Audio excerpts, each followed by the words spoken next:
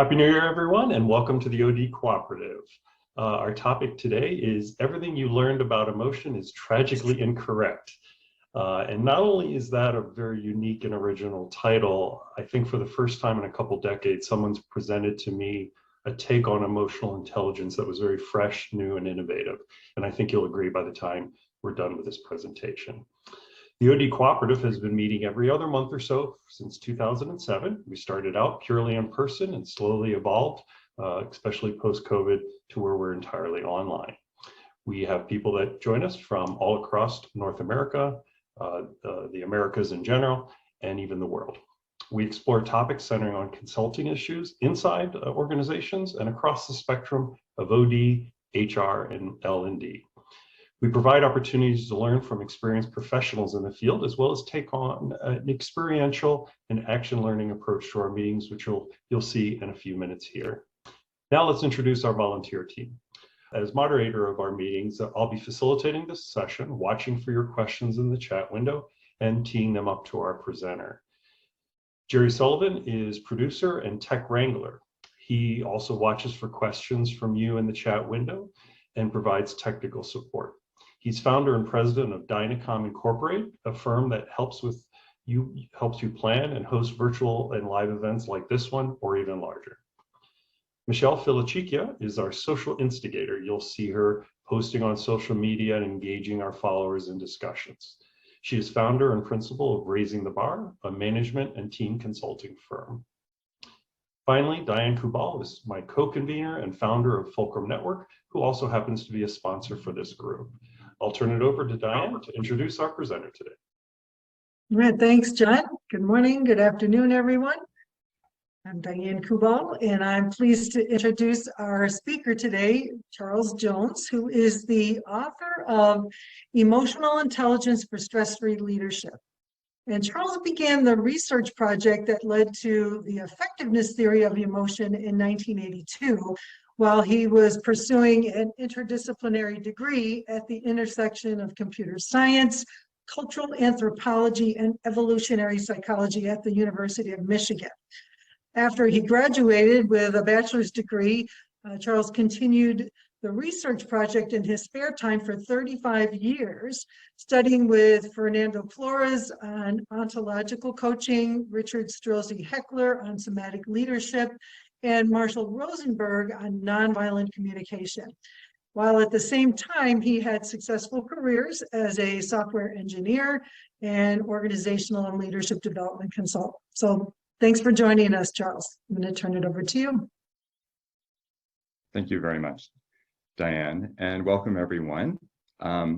So over these last 40-ish years, I've made a number of groundbreaking discoveries.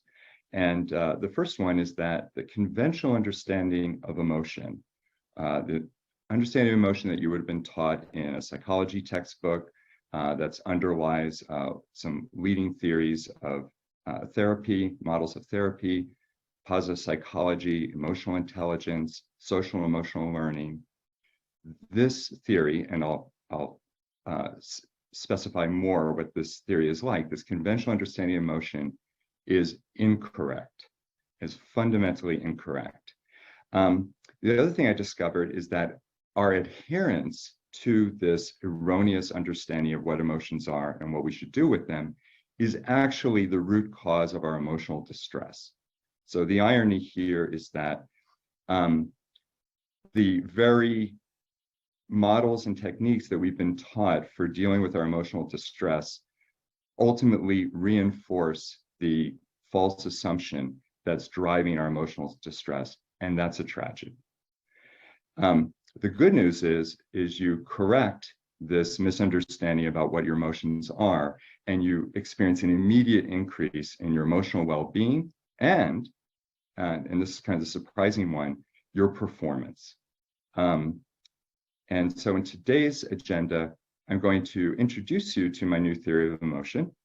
And then I'm going to actually have you apply it to a painful emotion, a so-called negative emotion, and have you apply a technique based on this new theory. And you'll not only be able to resolve the negative emotion, but you'll do so in a way that improves your performance, not just in your present situation, but ongoingly in your life. And then finally, we'll discuss the implications for organizational development. Okay, so I'm about to present to you my new theory about what emotions are and what to do with them. When I presented this, after I present this theory, I'm going to ask you to apply it to an instance of frustration in your life. And so in preparation for that, what I'd like you to do is identify something at work, at home, could be anywhere, where you're really frustrated. And I want you to then write down on a piece of paper, open up a window on your computer, and use a sentence starter. I'm frustrated because, and then explain why you feel frustrated. All right, and so I'm going to give you a minute to do this. So go ahead and get started. And Charles, we should only use one piece of paper, right? We should stop when Well, we I'm run only out of giving space. you a minute. See if you Okay, can fair bottom enough. line it. Why are you frustrated?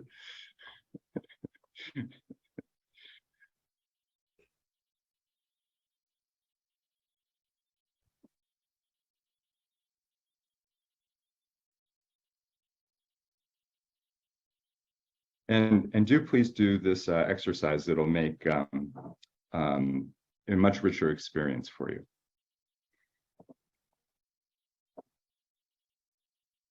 Yeah, and this is potentially part of the experiential and action learning part of this session that we're going to do later. Obviously, everyone can participate to the extent and to the depth they wish to. So.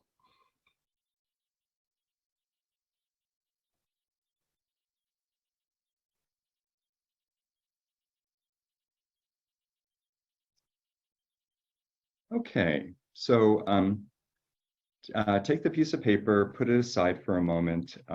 We'll be returning to it in a few minutes here.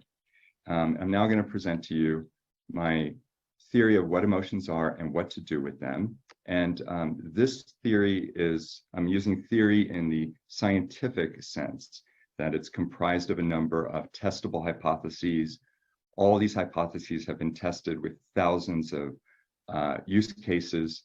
And so far, we haven't found a use case that violates the theory. So this is a scientific theory. And the first thing that you need to understand what emotions are is the relationship between your conscious mind and your subconscious needs. And we have two types of subconscious needs: biological needs and psychological needs. I'm going to start with the biological needs. So we have several biological needs. Three you're very familiar with is the need to eat food, the need to drink water, and the need to have sex. And your subconscious does its best to fulfill these needs without conscious intervention. For instance, pretty much as soon as you've gotten the food into your mouth, your subconscious takes over, chews it, adds saliva, digests it, does all those various processes until you have the nutrients and energy in your body that you need. However, if your subconscious is struggling to fulfill one of these needs and it needs your help from the conscious mind, it will generate a painful sensation in order to essentially make a request that you consciously intervene and support it in fulfilling the biological need. And each need has a signature sensation. So your need to eat food, if it's struggling, begins to produce pangs of hunger. You feel thirsty when you need to drink water, and so on.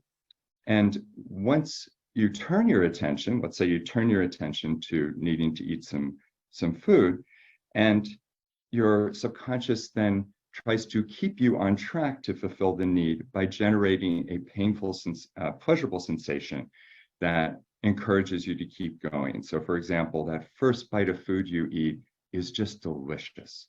And the food continues to be delicious until you don't need any more food, at which point the same meal becomes less delicious, and so on.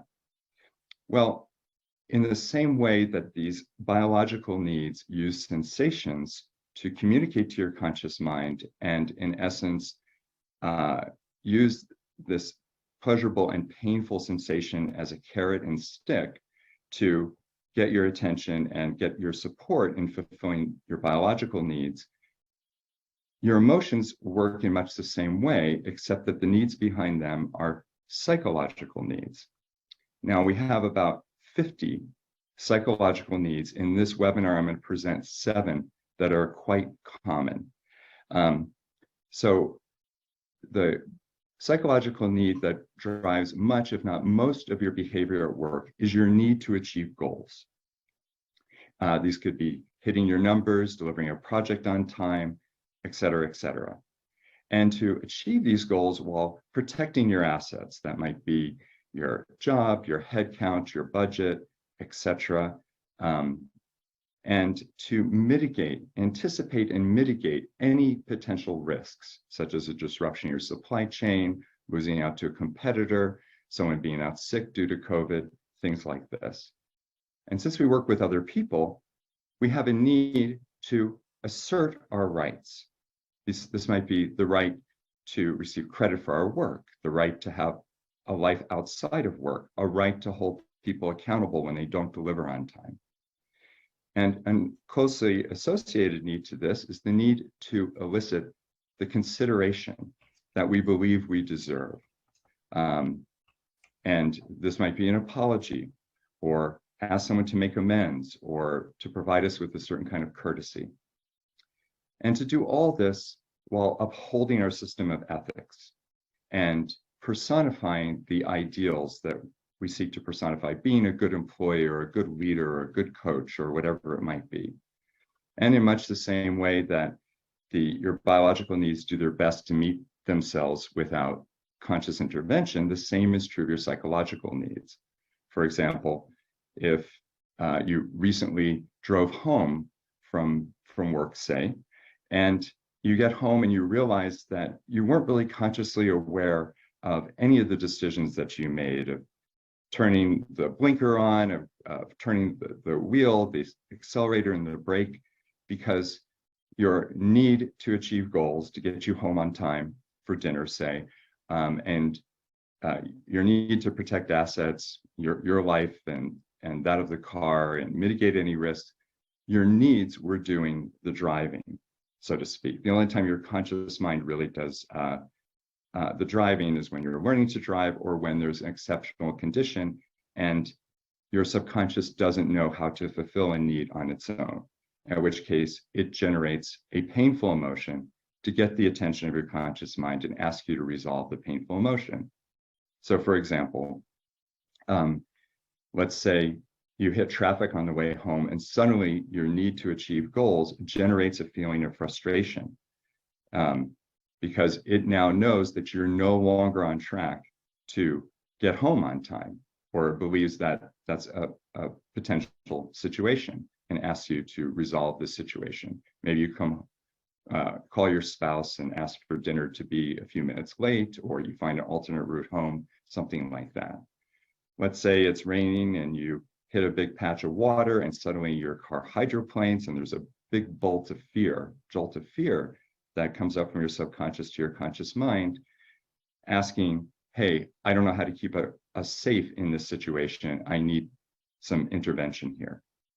And just as there's a one-to-one relationship between a given biological need and a painful sensation, the same is true from your psychological needs and painful emotions.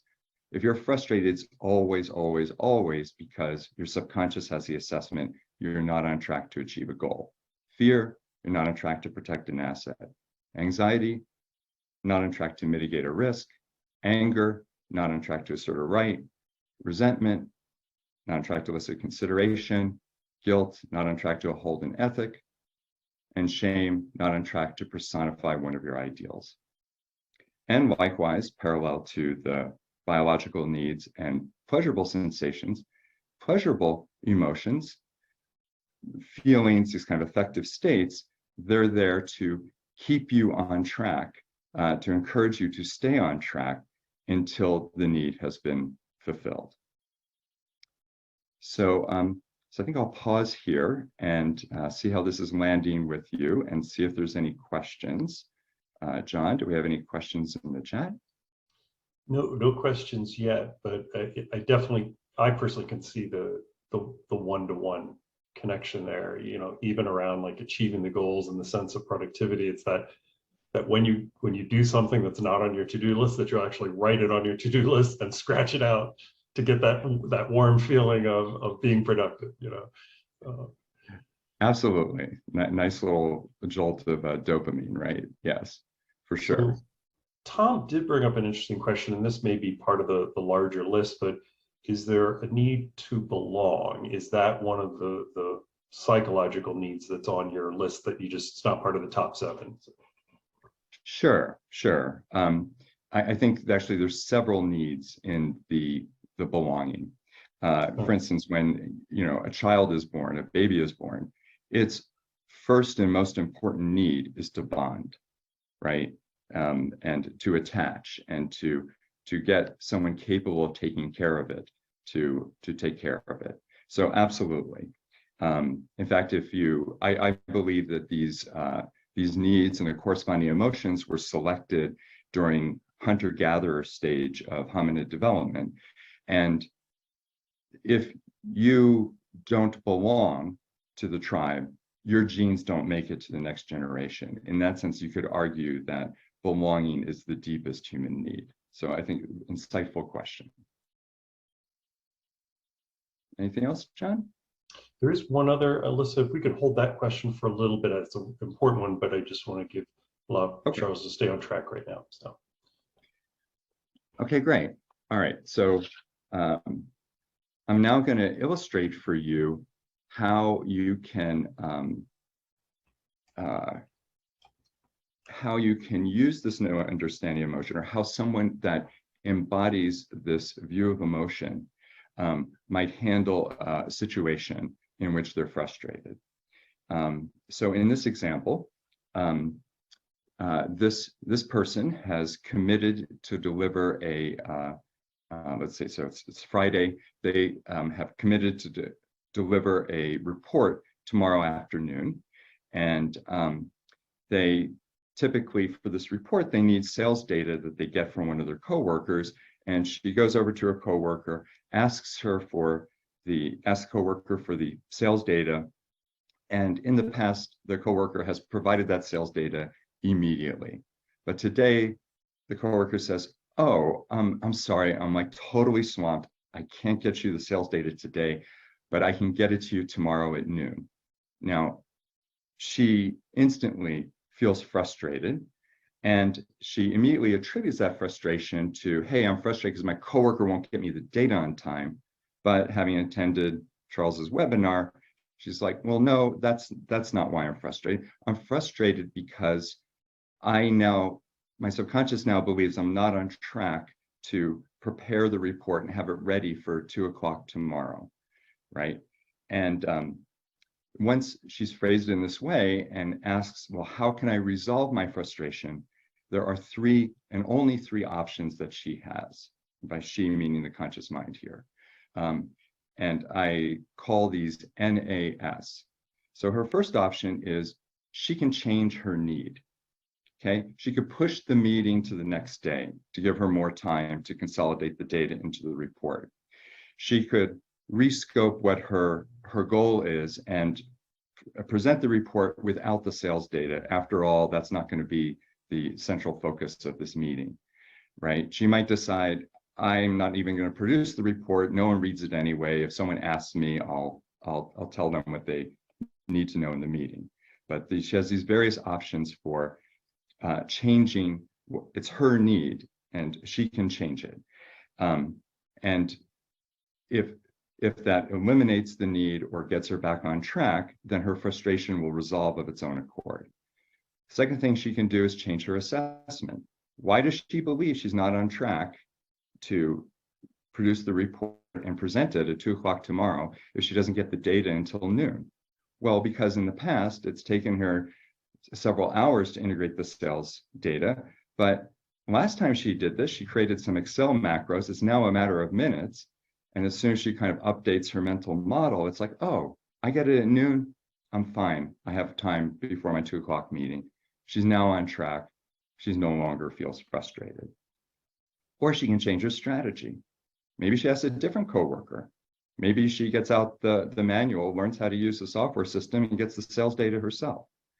Any of these options will result in her resolving her frustration and increasing her productivity at the same time, right? She'll either drop the goal and work on some other goal, or she'll get herself back on track. And as she does, she begins to have this feeling of, oh, I'm being productive.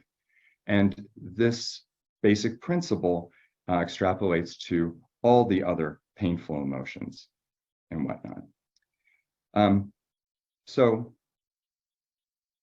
unfortunately, most people interpret most of their emotions through what I call the circumstantial view of emotions, rather than the view I just presented to you. And something happens. My coworker says, no, I can't get it to you on time. They instantly feel a painful emotion, or what feels to them like instantaneous, because the conscious mind processes information, 45 pieces of information per second. In contrast, the subconscious can process about 11 million pieces of information per second. Your subconscious thinks 250,000 times faster than your conscious mind.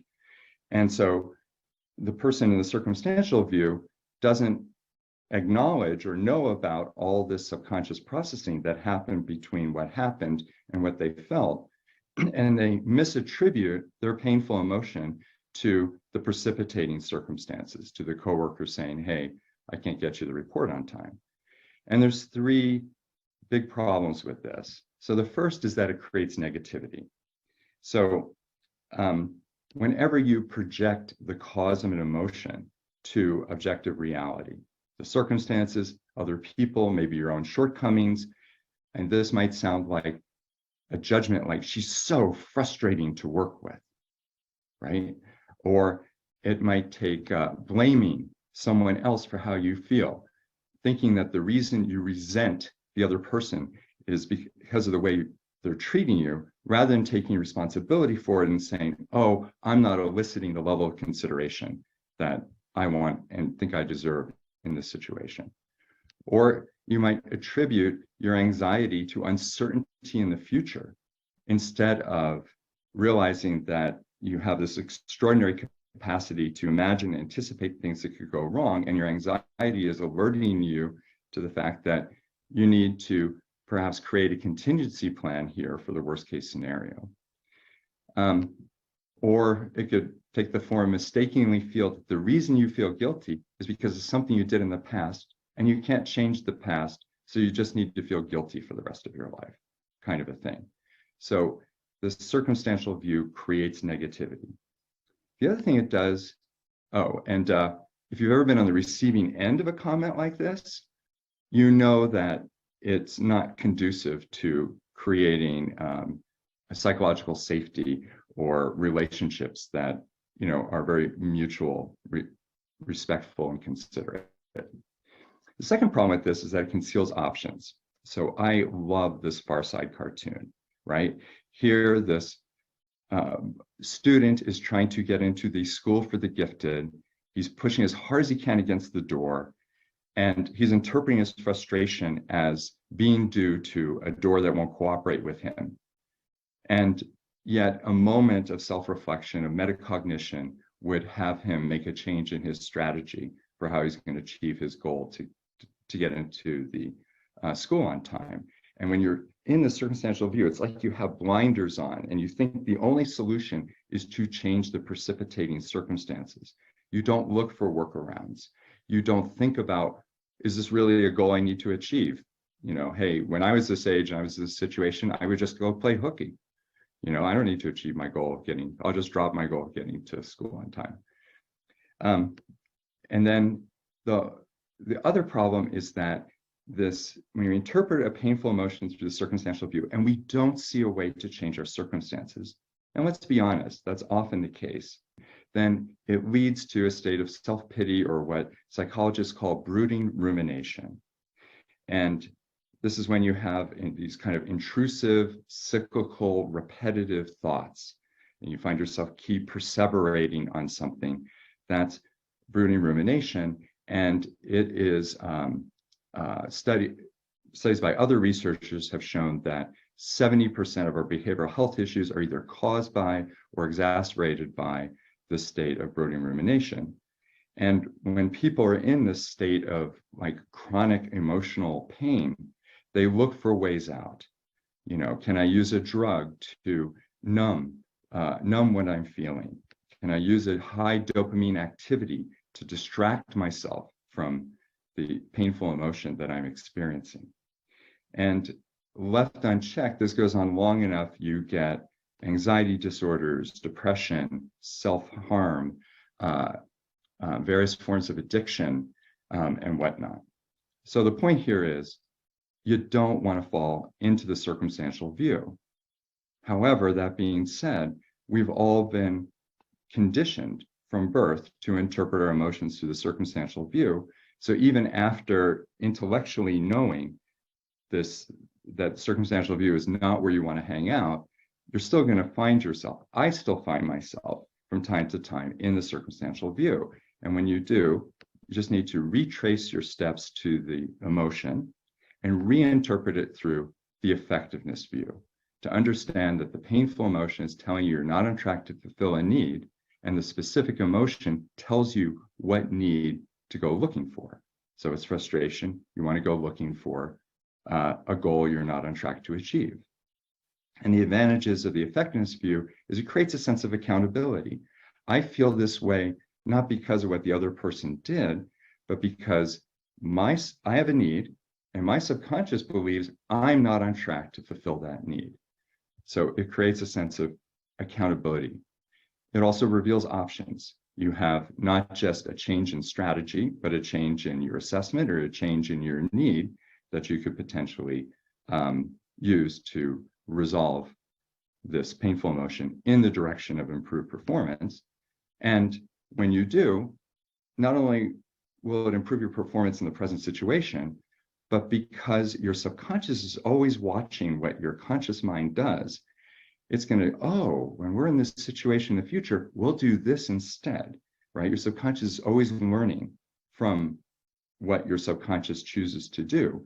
And so it's more like you're upgrading your subconscious programming, and with it, your performance, raising your performance. So what I'd like you to do now is return to the piece of paper where you wrote down, I'm frustrated because, take an honest look at what you wrote and determine whether you were in any way in the circumstantial view, in any way blaming or attributing your frustration to the way things are, to the situation or other people, or were you crystal clear that you're frustrated because you weren't on track to achieve a goal of yours? And I've done this with thousands of employees, and in general, at least 70% of people acknowledge, which has me think is probably more than 70% of the people, that they were in the circumstantial view. And then what I want you to do is go ahead and start shifting yourself into the effectiveness view using this sentence structure, sentence starter. My subconscious is frustrated because it has the assessment that I'm not on track to achieve my goal too, and then express the goal. Now, the reason I phrase it this way, my subconscious is frustrated, is because your conscious mind is never frustrated. Conscious mind has no feelings of its own. It responds to feelings, responds to sensations and emotions. And so it's your subconscious that's frustrated, specifically your need to achieve goals is generating these feelings of frustration. So go ahead and take a minute and see if you can reframe the reason you're frustrated using this sentence starter. So Charles, this reminds me of Stephen Covey's concept of between stimulus and response is where we become truly human.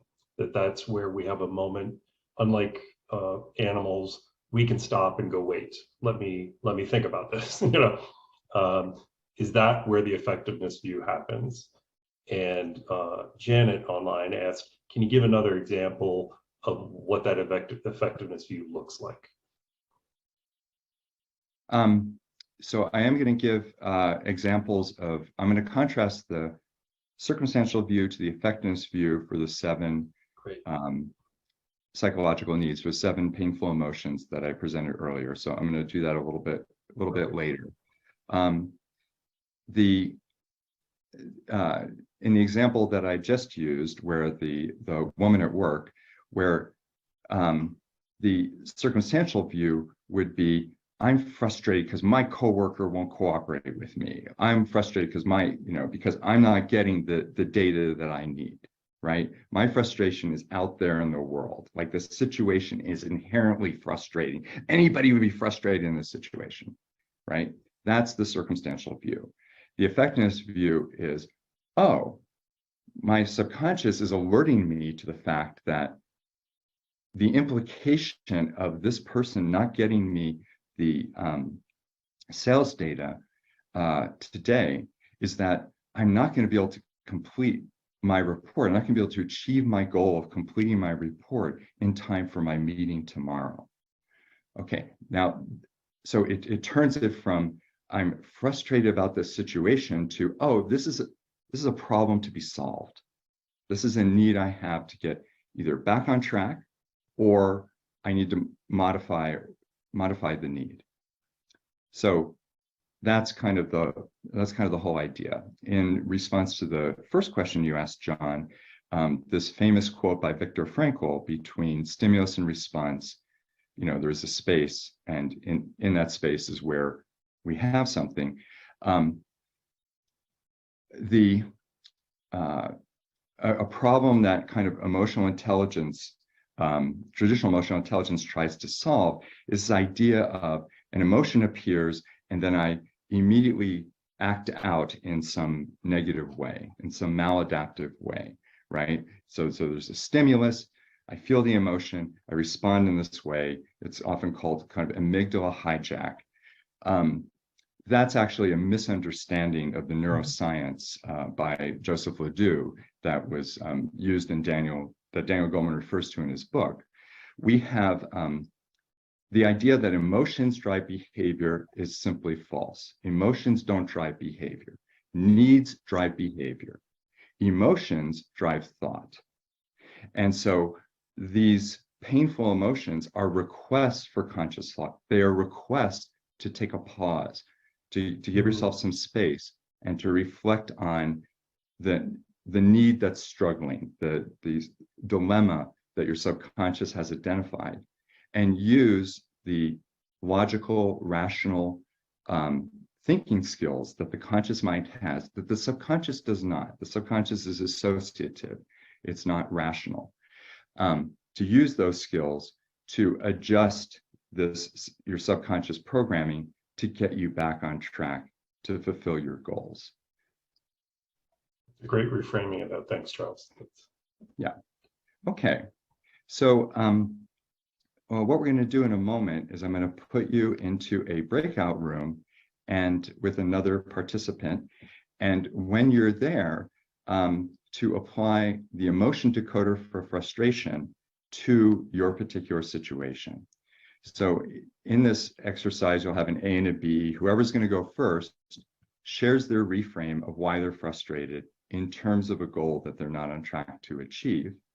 And then your partner will then ask you some questions to see if they can help you identify some options for resolving your frustration by changing your NAS. Can you change your need? What led you to believe this is a goal you need to achieve, etc. And I think Jerry's going to be putting a copy of this emotion decoder along with the instructions for the breakout into the chat. And you want to download those before you get sent to the breakout room, because you'll lose access to that part of the chat when you go there. They're there now, Charles, and people, if your chat window isn't open, just go down to the bottom of the screen and hit chat and it'll open up for you. Great. Can you change your need? can you change your assessment? What told you weren't on track to achieve this goal? The woman protagonist in the example I gave, she had her subconscious had the old assumption that it takes her half a day to integrate the sales data. And then she remembered, oh yeah, it just takes me 5 minutes now that I have these Excel macros.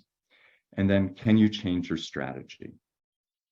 So any burning questions before you get sent to the breakout room? You'll have 15 minutes in the breakout room. Take a minute to get to know your partner, and then share the time, 7 minutes each, to work through your example.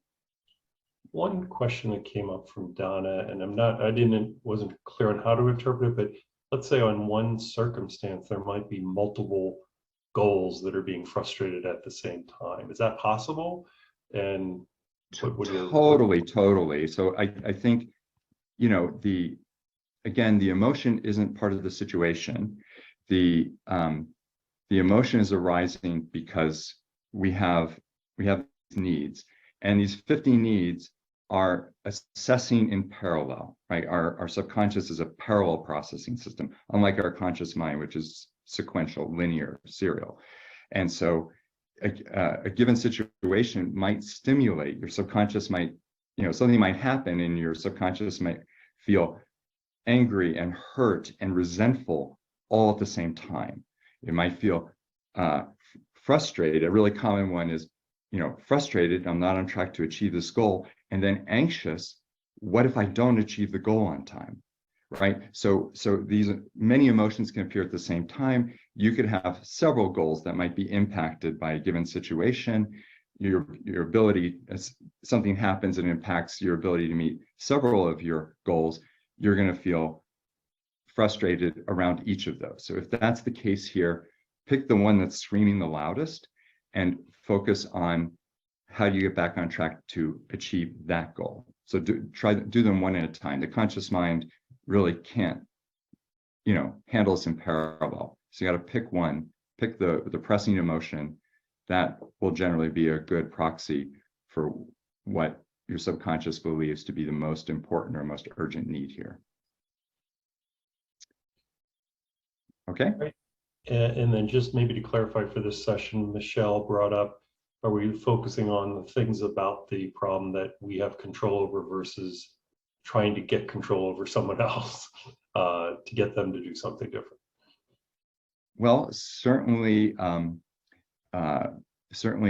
telling your coworker there'll be a negative consequence if they don't get you the report, or a positive consequence if they do, could be a legitimate strategy. But look for some other strategies as well. So see how many, you may find several ways to resolve your frustration. You may find, oh, I can modify the goal in this way.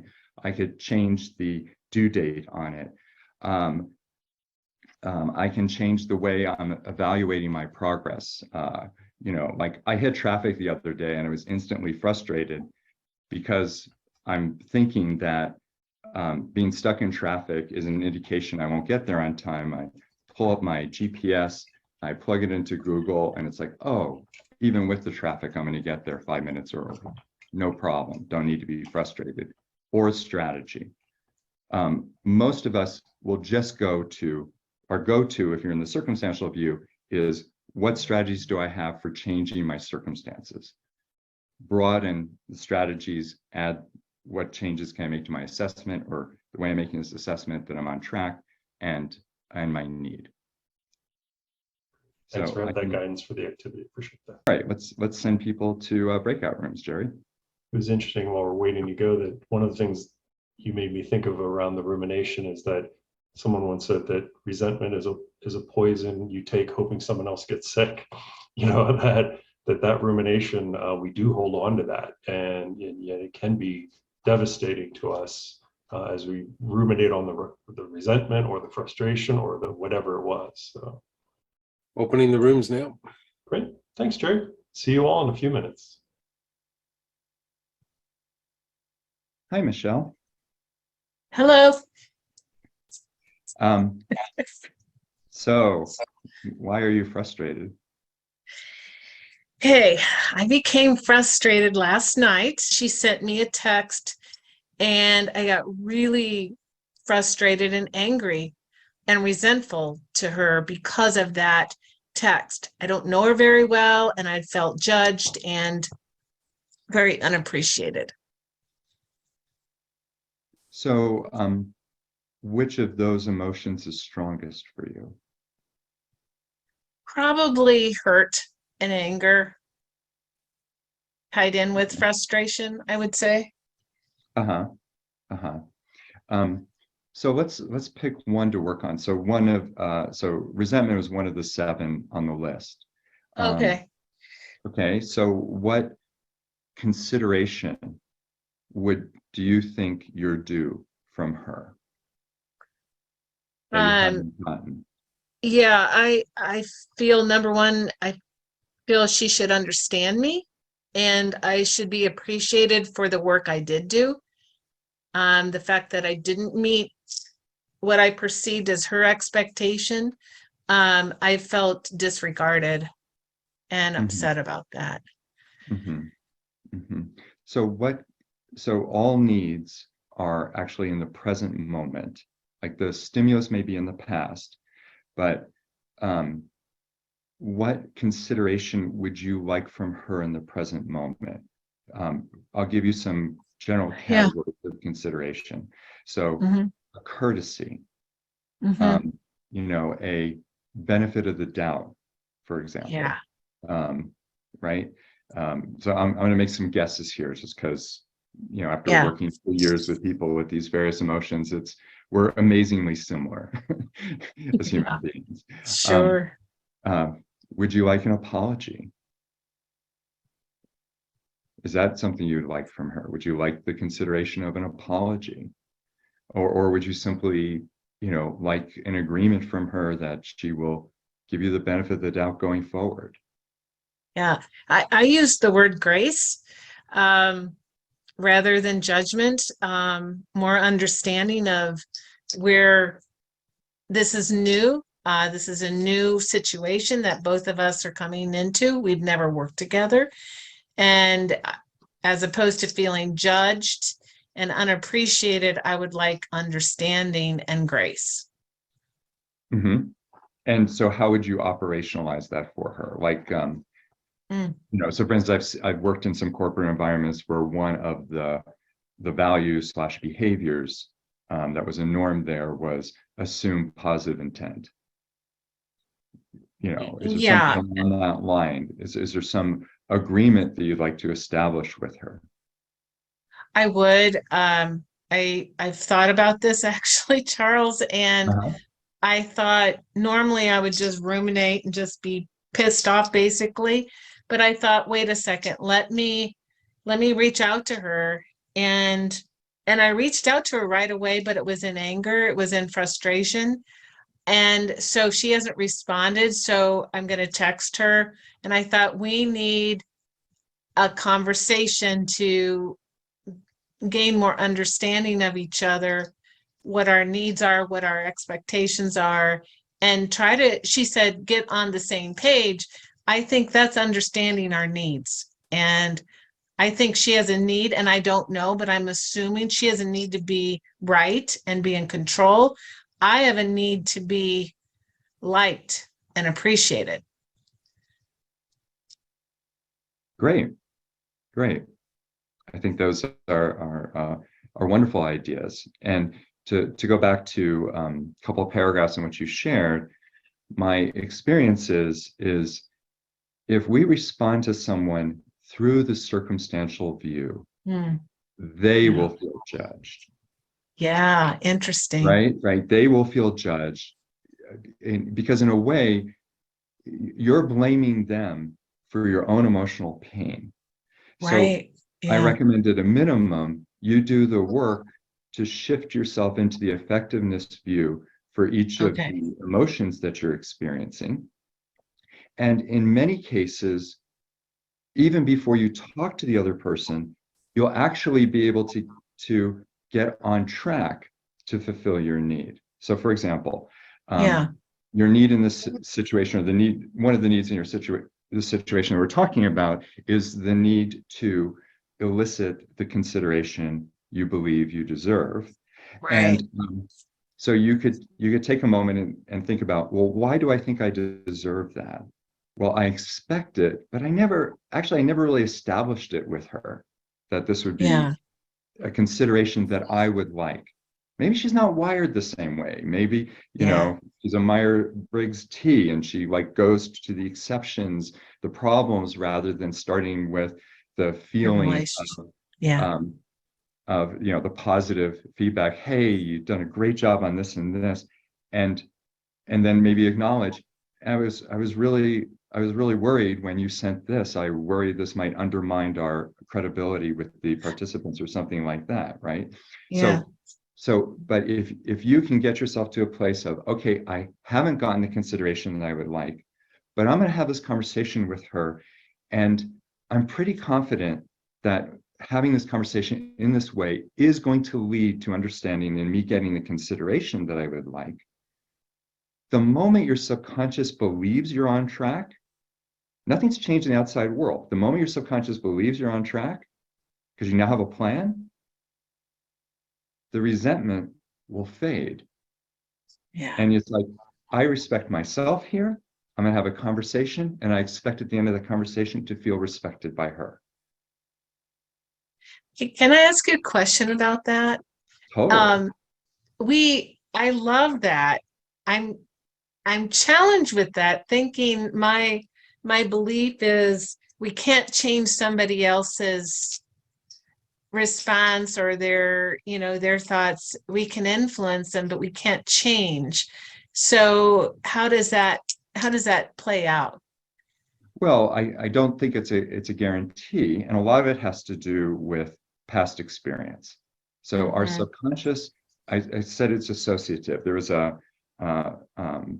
one of the best psychologists in history, in my opinion, was Albert Bandura, and he had the insight that all of our beliefs can be deconstructed into a series of causal associations. If this, Mm, then this. Why do I believe if this, then this? Because I've had the experience myself, or I've yeah. witnessed another human being that I see as sufficiently similar to me experience that if, then this. So, Okay. for example, the more experiences you have of going back to a person that you feel has disrespected you or didn't provide Yeah. you were unsuccessful in initially eliciting the consideration, you explain yourself in a non-judgmental way, probably Yeah. having taken some time to think about what consideration does she want first, Yeah. Yeah. and you have a few successes doing that, Yeah. then you may not even you may have like an instant of resentment before you get yourself back on track.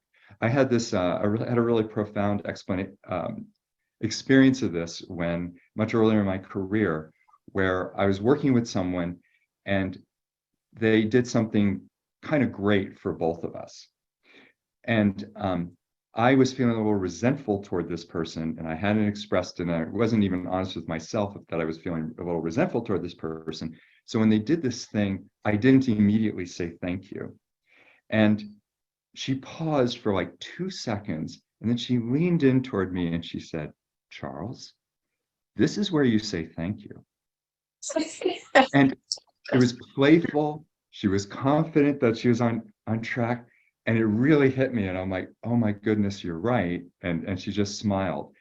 And that taught me a lot about this difference between me proactively eliciting the consideration that I want from other people and think I deserve, to just passively seething in resentment and waiting for them to wake Yeah. up to the fact that they've been disrespectful to me and come forward Right. and offer me an apology and change their behavior.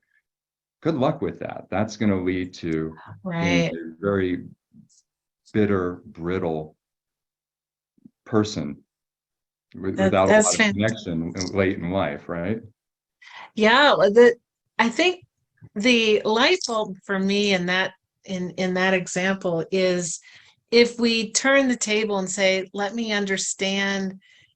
try to understand their need and their emotion as well, we can get to the same page, not to say you have to understand me, but if you're open to saying, help me understand, let's explore this so we can get on the proverbial same page just of understanding. Yes. So this is why I say that resentment, interpreted through the effectiveness view, is a force for mutual consideration. That's great. Yeah. Anger is a force for mutual respect. Okay. So mutual consideration. Yes. Okay. Yes. And then respect. Yes. Right. Because Okay. we, in partnership, when we're interdependent with people and we're in any kind of partnership with them, well, we want them to consider our needs when making decisions, just as they want us to consider their needs when making decisions, Right. and what impact might it have on them. And no matter how good we are at putting ourselves in the other person's shoes, we can never quite anticipate what the impact on someone else is going to be, because we don't know all their needs. That's or right. how their needs are programmed. What you need to feel respected as a co-facilitator in delivering a program might be quite different than what she needs. Exactly. Thank you. I hit the jackpot. I got to work with you. This is great content, by the way. I'm so excited to use it and learn more about it. So thank you. Oh, you're welcome. I mean, I'm I'm my own first client, and I've been certified in several different coaching techniques and other stuff like this, and this just works so well and so fast. And 50% of what I find my executive coaching clients are really working on is they're caught up in the circumstantial view around some emotion they have. And then once you get into the effectiveness view, then it's skill building. Okay, how do you get better at eliciting consideration? How do you get better at asserting a right? Fantastic. Thank you. You're very welcome. I think we have everybody back. Welcome. I hope you had a good interaction with your partner. I want to just kind of see, we're not going to do a traditional poll, but could we do sort of a poll by show of visual hands, or if you're not on camera, if you can use your reaction to raise your hand to indicate. How many of you were able to resolve your frustration today? Okay, I think that's fair. About half, and I wouldn't be surprised if it was less than half, because I know I might have trouble resolving a frustration of mine in that amount of time. For those that did resolve their frustration, how many did by changing their need? Again, a show of hands. How many did it by changing their need? Gotcha. Got a couple. How many did it by changing their assessment? Okay. Okay, just a handful. And then how about by changing your strategy? So it seemed to be equal of each. Does anyone mind coming off mute for just a minute and share how did they change when they resolved it? How did they resolve it, through need, assessment, or strategy? And doesn't mind sharing how they did that.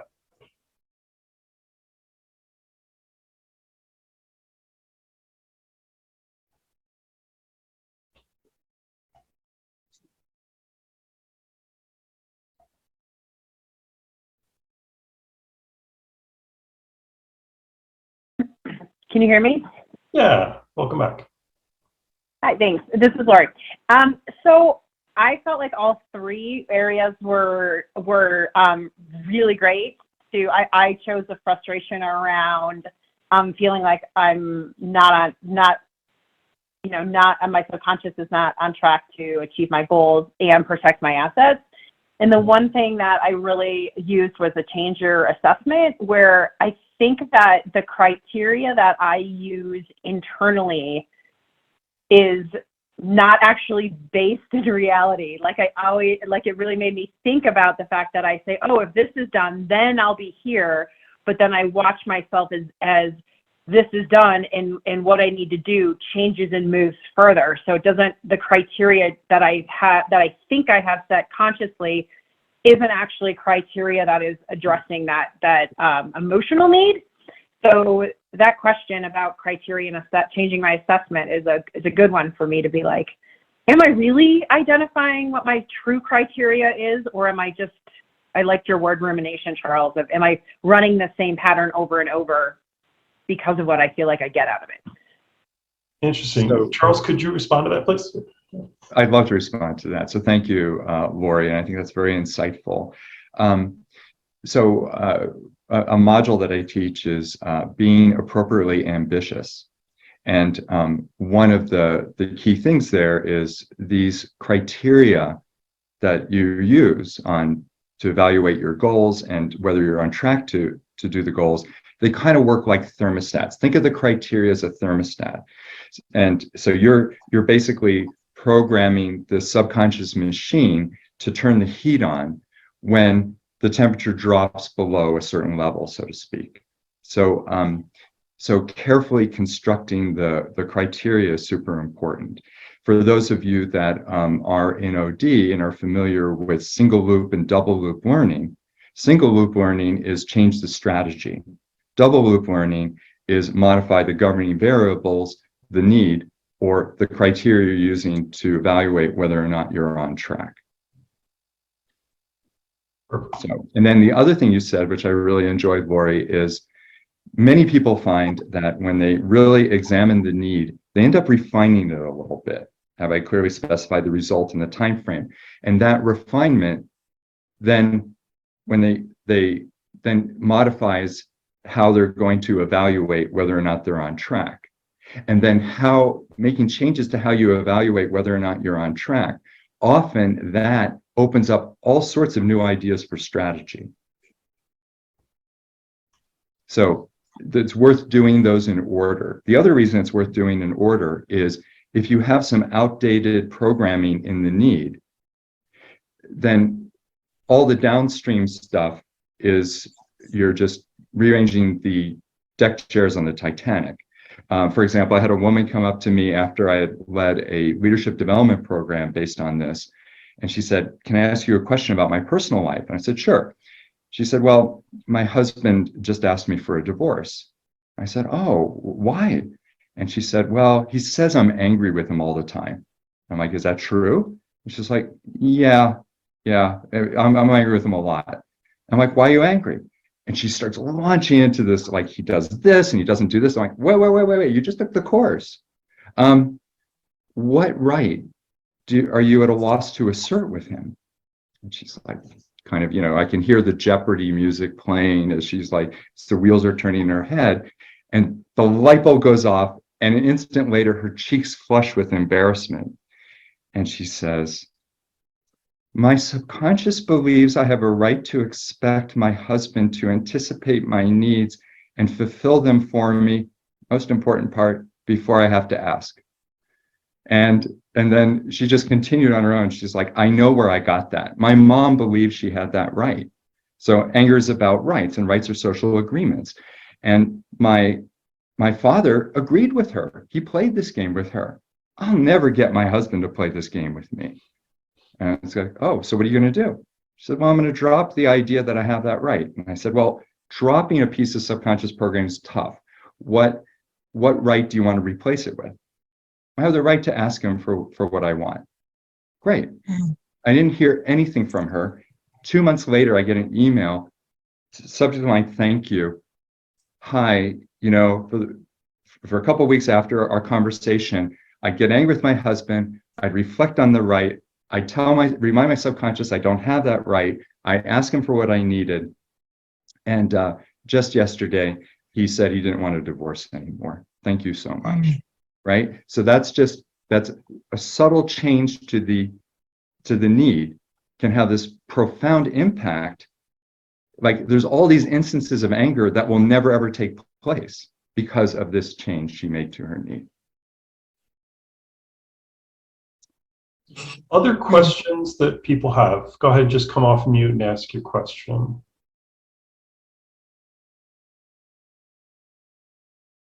If I could say, when I was doing the reflecting, it was under going into the need and understanding the need is that my frustration was not simply not being able to achieve my goal. It was also tied in with other needs, right? Of needing to be respected, or, needing to have a sense of belonging. So I think one of the interesting things about examining need, first step, first item, is it might show you, maybe some of the different aspects of what that underlying need are really all about.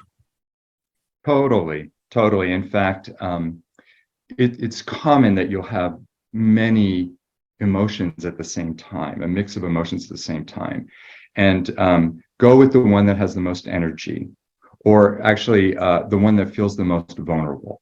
So if I ask this to someone and they're feeling frustrated, angry, resentful, and hurt, they'll start with frustration because that's the least vulnerable, right? But often starting with the most vulnerable is where you're going to make the greatest progress. I worked with Michelle, and we quickly shifted from working on her frustration to working on her resentment. And so yes, but I can't teach you all of them in parallel. So I chose frustration because it's actually the emotion that, in the studies I've done, people are the most likely to interpret through the effectiveness view. You get to emotions like anger, even senior executives, 90% plus, are interpreting their anger through the circumstantial view before they're exposed to this content. Well, to Okay. bring something up, Charles, sorry to just, one last thing is that what you asked us to do earlier was write something down, and something Tom just said about having often more than one emotion or thing to deal with. I've really personally found that being able to talk it out is great, or journaling is great. Help me get it out when it's a quagmire of emotions, and so I can get it out in order or in place, and then it's out. And then John, I also think that's go for it. Yeah. I think that's a great strategy, and in fact, what I've done in some of our courses is actually have people's first step be to rant, to just like, don't worry about the circumstantial versus effectiveness, use swear words, just rant. Just pretend you're 2 drinks in at the bar with your best friend and just rant about the situation. And if you rant that in writing, then you can go back and pull out what the emotions and needs are at play here, and then choose one to start with. So yes, great suggestion. Thanks. Okay. Thanks, everyone. Great discussion. Okay, wonderful. So what's true of frustration is actually true of all your painful emotions. Every painful emotion alerts you to a need you may not be on track to fulfill, calls on you to change your need assessment or strategy. Remember, the emotion is calling on you to think, to make adjustments to the subconscious programming. It's not calling on you to take action per se.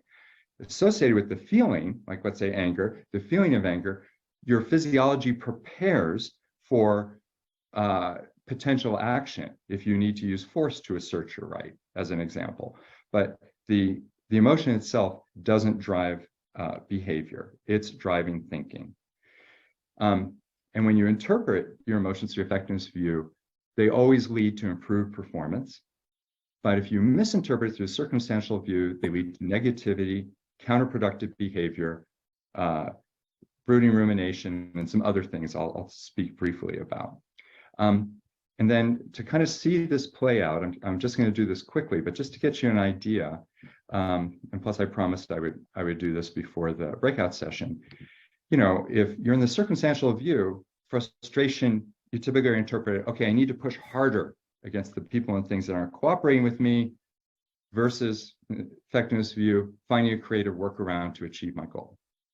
Fear, I'm just going to control everything in my environment, right? Very controlling people, very, if you think about fear, we talk about someone being tight-assed, and their sphincter is often, physical sphincter is literally tight because they're just trying to control everything so they don't have to deal with their fear. Versus if you're in the effectiveness view, your attention shifts from the circumstances to how do I protect the things that I value? And that can generate a much wider range of potential strategies for handling a situation. Anxiety has a bad name because people like lose sleep at night, fretting over things that haven't happened yet or can't do anything about. That's not the anxiety, that's anxiety interpreted through the circumstantial view. Anxiety through the effectiveness view, can I prevent the what if from happening? Decrease the probability? If not, do I have a contingency plan in place? Do I need to take action now to put the contingency plan in place so that if the what if happens, I am going to be okay? Anger, circumstantial view. I'm going to intimidate the other person to do the right thing or punish them for doing the wrong thing, versus through the effectiveness view, I'm going to fight for my rights. Some very famous angry people here are Mahatma Gandhi, Martin Luther King Jr., Nelson Mandela, intensely angry men, all of whom knew their anger was this little Jiminy Cricket tapping them on the shoulder saying, you need to get back on track to assert your rights for your people. Resentment, circumstantial view. Someone said, drinking poison and expecting the other person to die, right? That's resentment through the circumstantial view. Through the effectiveness view, oh, maybe I should just ask the other person for the consideration that I want, for that apology, or have them make amends, or provide me with this courtesy that I think I've earned. Guilt, you can end up punishing yourself for the harm you have caused in the past. Through effectiveness lens, well, maybe I need to step up and make amends for the harm that I've caused. Shame. Much of the whole self-help world is actually driven by kind of people hiding the parts of themselves that aren't good enough while they try to fix themselves before anyone finds out that they really don't belong or deserve the job or whatever it is. Whereas if in the effectiveness view, you're going to do that end step and examine the ideal your subconscious is trying to personify, which was forged largely not by conscious choice, but because you were rewarded or punished, approved, disapproved of when you were a kid. And you might look at that ideal and say, you know what, I don't accept that just because I'm gay, I should feel ashamed. I don't think that's the right ideal. I think we should change the ideal from heteronormative to authentic sexual orientation. Oh, okay. I can be proud of who I am and, be ashamed that I'm still in the closet, but not be ashamed that I'm gay. This isn't the right ideal. I don't want to sign up or perpetuate this ideal. So, and this is true for all the other ones. You interpret the painful emotions through the circumstantial view, it's not a good outcome. You interpret it through the effectiveness view, it's a great outcome. So, question, there's an old joke that men's emotional palette is like the Windows color palette. There's only like 12. So what if I get it wrong? What if I interpret it that I'm frustrated when I'm really angry? So.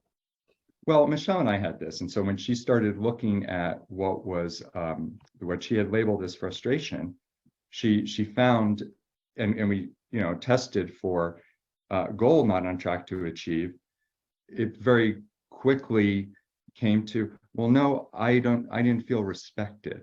Okay, well, that clues me in that it's resentment, right? So, learning emotional literacy, there's two approaches. One is becoming highly sensitive to the, interoceptive clues about what emotion you're experiencing, the sensation, the postures you're taking, the sensations in your body and stuff. But the other is to verify it by looking for the underlying subconscious need.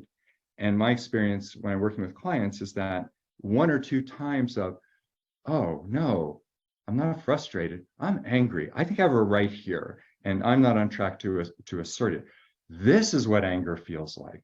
Okay, and it's different than resentment, and it's different than rage, and it's different than outrage. But so the association of the feelings to the needs, which, by the way, was a lot of work. It was a decade for me to come up with those and really research them and test them and whatnot. Thanks. Yeah. So I think something we've already looked at here is, how the circumstantial view leads to essentially misguided thinking, but it's not just our thinking that it affects. When you're in the circumstantial view, not only do you tend to be in a negative or brooding state, but for reasons that are much longer than I have time to go into here, stress, reactivity, that fight, flight, freeze, fawn response, and procrastination are actually all products of being in the circumstantial view.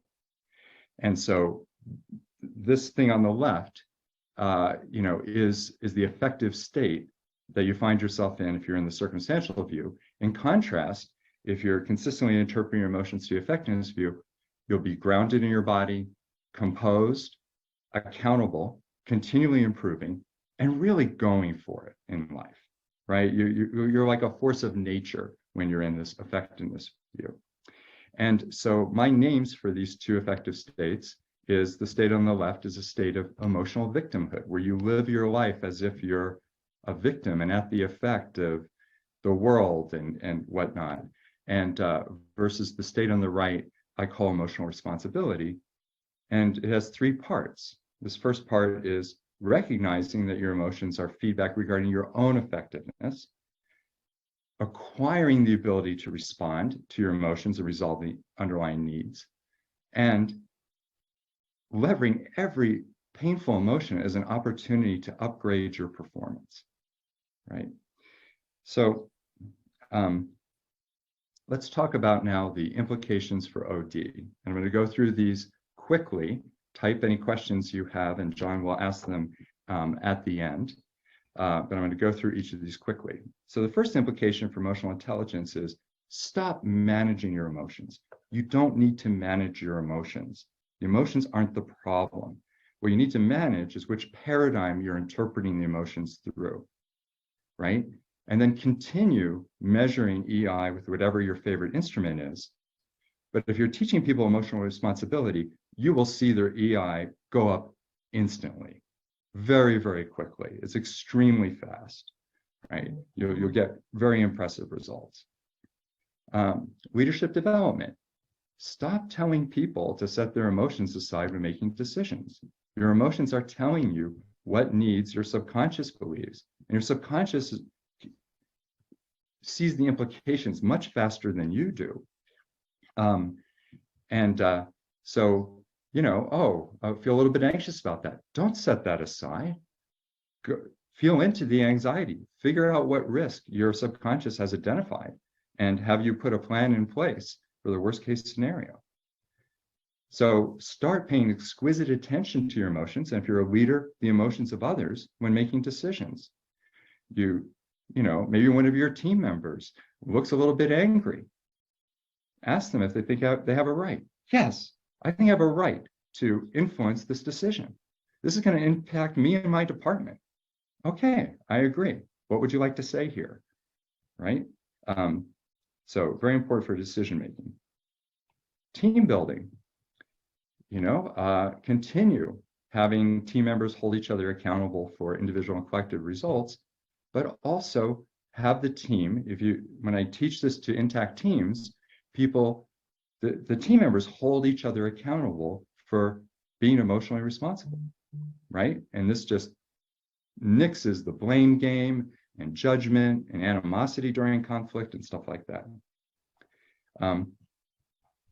If you have conflict, don't tell someone to calm down. If you've ever been on the receiving end of somebody telling, calm down, right? It doesn't feel respectful. It's like, I'm not calm because, I've got this strong distress call from one of my needs. Don't tell me to calm down, right? That's not what you need to do to take the animosity out of the conflict. What you need to do is train people to interpret their anger and resentment through the effectiveness lens. Anger through the effectiveness lens is a force for mutual respect. Resentment is a force for mutual consideration and care, right? They're not problems. It's the circumstantial view that's a problem. Skills training. Any softer behavioral skill is designed to meet one or more of these underlying psychological needs. So continue training people in tips and techniques. But if someone isn't in right relationship to the underlying need, they're going to have a hard time. So let's say you have a new manager who needs to hold their direct reports accountable.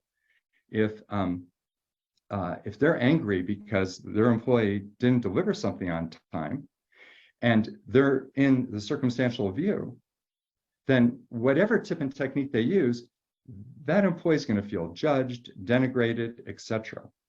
But if that new manager has gotten in touch with, I have a right as your manager to hold you accountable when you don't deliver on time. I'm now going to exercise that right. It takes the judgment out of it.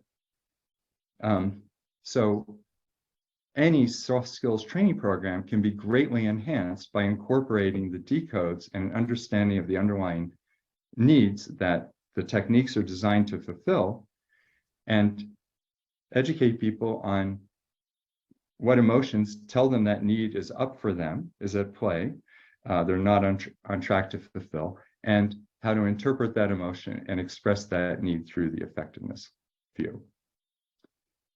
Change management. So a big part of change management, or what many people call transitions, is the employee transition. And how do you manage the emotional upheavals? Well, this new understanding, you can actually identify the needs, assumptions, and strategies that will change. Okay, people have a right to go on vacation. This new HR system means that the way they go about getting permission or authorization to go on vacation is going to change. They can't just talk to their manager. They need to talk to they need to enter it into the HR system. Well, that's a change in strategy. Have you made sure everyone's familiar with the new strategies? Are people going to lose some rights in this whole change? Well, yes, then you need to get ahead of that and clearly explain what rights they're going to lose. So you can use this lens to anticipate and mitigate emotional upheavals. Employee wellness. Continue providing the behavioral health services, but also build a culture of emotional responsibility. As I said before, 70% of behavioral health issues are caused by or exacerbated by brooding rumination, and brooding rumination is caused by the interpreting painful emotions through a circumstantial view. And in fact, a postdoc at the University of Colorado here in Boulder saw this claim. He said it can't possibly be true. He designed a study to disprove this idea and came back to me and said, my study confirms what you're saying, that brooding rumination is a consequence not of the emotions, but of the interpreting through the circumstantial view.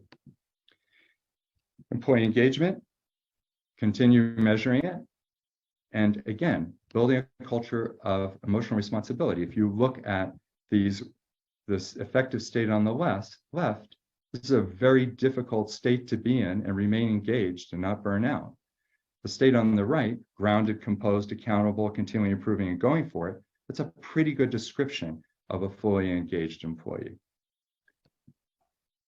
And then, the organizational benefits is kind of like a summary, is all of these things on the left are improved by creating a culture of emotional responsibility. Likewise, all these things on the right, which have their roots in the circumstantial view, go down. And let's see, sorry. And then just the quick 30-second advert for me. These are some of the services that I provide. So John, do we have any questions in the time we have remaining? We do. We have a couple that are kind of backed up, so I appreciate people's patience on that. One of the questions that came up from Alyssa earlier on was around the ethics. So it seems like this one, as I've been listening, is about when I don't live up to my own ethics, those are the emotions. I think she was getting at what the question was, how do you manage when there's a reaction to other people not living up to ethics, or at least from your point of view? What's the presenting emotion? If it's anger, my guess is it's something around believing that she has a right to hold this person accountable for not having lived up to the ethics. If it's outrage, outrage has to do with righting or wrong, has to do, it's more of a societal justice sort of a thing. So it might becoming more effective at protesting the unfairness of this. Hey, I'm following our ethics and this other person isn't. So we'd have to, get to the presenting emotion to identify the underlying need. So it's really what the impact of their not living up to an ethic does to us. If it takes recognition away from us, that's one thing. If it's stealing something from us, that's another thing. Exactly. So in the presence of that, what need are you struggling to fulfill? Jason brought up right when we were talking about walking through the effectiveness view. Do you just use that exact same process for every emotion to walk through it to resolve it? Or so the emotion decoder has the same structure of reframing in terms of the need you're not on track to fulfill, and then looking at the need, the assessment, and the strategy. So that remains the same. But the questions, I have emotion decoders for all the major emotions, and the questions that you ask in each case are different. They have some similarity, but there's some nuances here. To give you a quick example, so in the case of anxiety, if someone hasn't been trained in risk mitigation, as an example, the only strategy that might occur to them is, how do I keep this what if from happening? So looking at your strategy for keeping the what if from happening, continue to do that, but then also, okay, your subconscious will still be anxious because it knows there's still a possibility of that what if happening. Then you need to put a contingency plan in place if that worst case scenario comes to be. So there's subtleties in all these. In fact, behind each of these emotions, these, what I'm calling psychological needs, are life skills. Achieving goals is a life skill. Mitigating risks is a life skill. Protecting assets is a life skill. And for many of these, there's already an existing body of work on how to do that. In some of them, there isn't much, because people haven't put a lot of attention, like how you elicit consideration. Probably the only technique that people know for how to resolve the resentment is forgiveness, and that's sort of that's something you do through the circumstantial view, right? It's not something you do through the effectiveness view. Michelle and Donna asked similar questions. This is a real, and you even just alluded to it, this is a very thick concept, and this could be really hard for someone to learn, especially if there's a number of multiple emotions going on at the same time. And don't even use the term the average learner, like the average person out there who hasn't been trained in getting in touch with their emotions, or what are your reactions to that? I mean, in your experience, how hard is it to teach the average learner? So the three common situations for people to learn this in are, first of all, one-on-one coaching makes it very easy, right? Because we just work with the emotions that are presenting. In my experience, the 20-80, the 20% of this content that's going to produce 80% of the benefit for someone is going to vary by individual, but it's going to be around getting into right relationship with 2 or 3 of these underlying needs. Learning to interpret, a person has problems with resentment at home, probably has problems with resentment at work.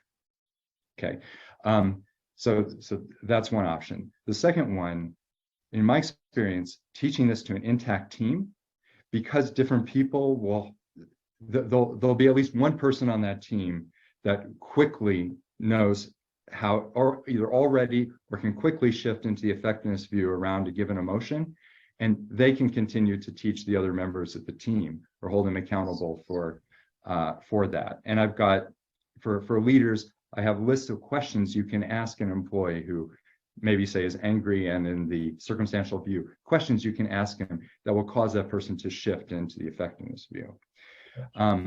So I think, as a culture change thing, it can be very powerful in that way. And then the last one is embedding these, particular emotions and needs into skills training programs where it's super important for the person. I gave the new manager example. You know, what does a new manager need to be in the effectiveness view around? Well, if they're in the effectiveness view around frustration and the need to achieve goals, anger and the need to assert rights, resentment and the needs to elicit consideration, fear and the need to protect assets, anxiety and the need to mitigate risks. You do just those 5 with them, they're going to be such a better manager. Before we end, I want to just ask everyone to give Charles a round of applause. Thank you very much for sharing your expertise.